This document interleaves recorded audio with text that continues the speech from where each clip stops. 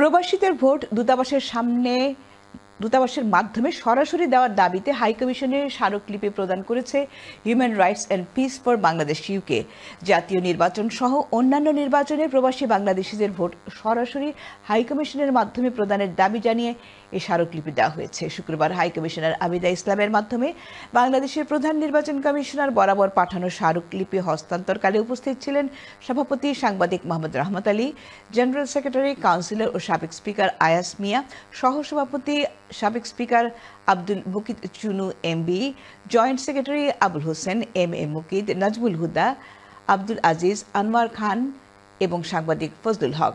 এই সময় হাইকমিশনারের সাথে আরও উপস্থিত ছিলেন সহকারী হাইকমিশনার হজরত আলী খান ও প্রেস মিনিস্টার আকবর হোসেন।